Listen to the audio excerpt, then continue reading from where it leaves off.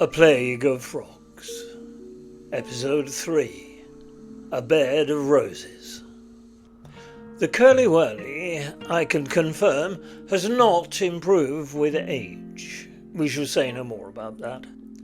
But there were roses in the box, and I am old enough to remember when a tin of roses appeared once a year at Christmas, in the way that all Christmas things did, with a kind of reliable magic that depended entirely on their not being available in October. The tin was blue.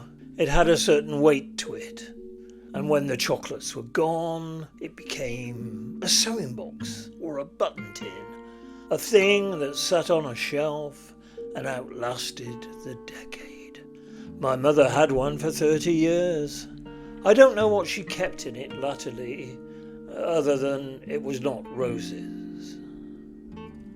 Roses are currently available in February, in March, in August, and presumably at any point during the summer solstice, should your margin require it. A tin of roses at Christmas meant something, simply because it was not available in August, and you have solved that problem by making it available in August. And in doing so, you have created an entirely different problem, which is that it no longer means anything at all. I was forced to write, "Dear Cadbury, I write further to our recent correspondence regarding the Feddos, and to acknowledge receipt of your complimentary selection, which arrived intact, even if slightly travel-weary.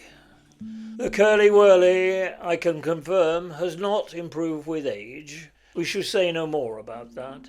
I write now on a related but distinctly different matter, one of a more seasonal, or rather formerly seasonal, nature. I am referring to roses. I must, however, first address the wrappers. The individual twist wrappers have gone. I became aware that this decision was taken in 2015, and that I am therefore raising this matter approximately a decade too late. But I would ask you to ponder Einstein's theory that time is warped by gravity, and the gravity of this situation, in my case, has been considerable. The twist wrapper required skill. There was a correct technique, a sharp twist at each end, a clean peel, and children learned it, and it was satisfying, in a way that the modern flow-wrapped sealed packaging is not. I understand that the number one complaint in 2014 was poorly wrapped chocolates, tainting the flavours of others in the tub. I will gently suggest that the correct response to this complaint was to wrap them more carefully, rather than to abolish the wrapper entirely. I am also informed that the new wrappers now display the flavour in large, bold text, presumably because the customer can no longer be trusted to identify a strawberry cream from across the room. I could, but I can no longer. At 80, that is no small loss. These are not complaints about chocolate. They are observations about what happens when scarcity is replaced by ubiquity and occasion is replaced by promotion. I wish also to raise the matter of Five Boys. I appreciate this bar was discontinued in 1976, and that raising it now may appear, even by my standards, somewhat retrospective. Five Boys was introduced in 1902. The wrapper showed one boy's face in 5 expressions: desperation, pacification, expectation, acclamation, and realization. It was, in its way, a complete emotional arc on a bar of chocolate. A narrative, if you will. You produced it for 57 years and then quietly withdrew it. A bar that told a story seems in retrospect rather more interesting, the one that merely informs in bold text that I am about to eat a hazelnut well. I would also venture, entirely as a personal observation, that there are one or two individuals currently occupying positions of global influence who might benefit considerably from working through those 5 expressions in the correct order. Desperation and realization in particular seem to be elusive. I do not name names. I trust that you can follow my rapper. I suggest that they use orange creams.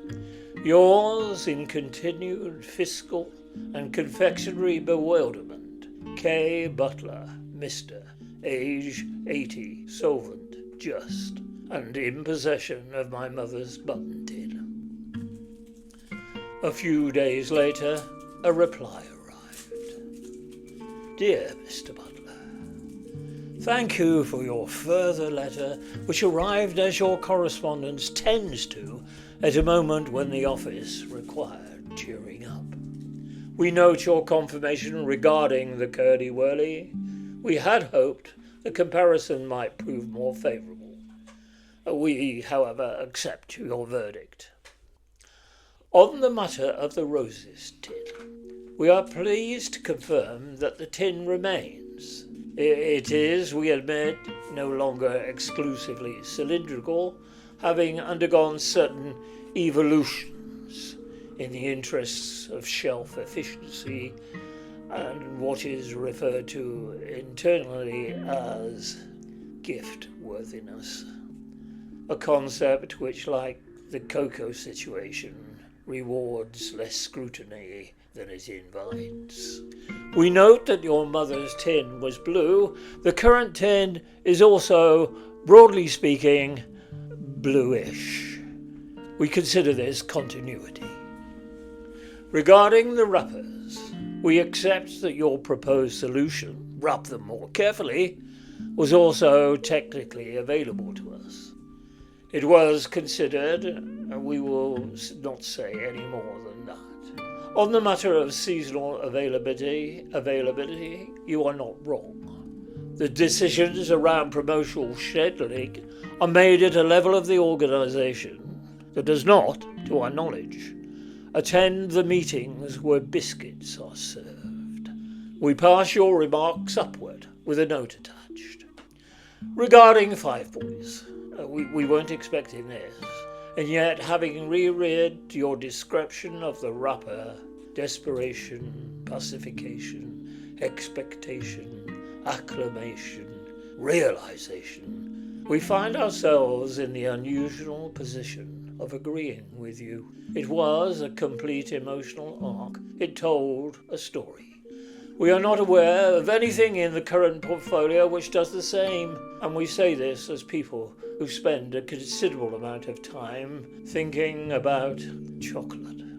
Your letter has been forwarded to the Heritage and Innovation teams simultaneously, which are, we should note, different departments, and they do not always communicate.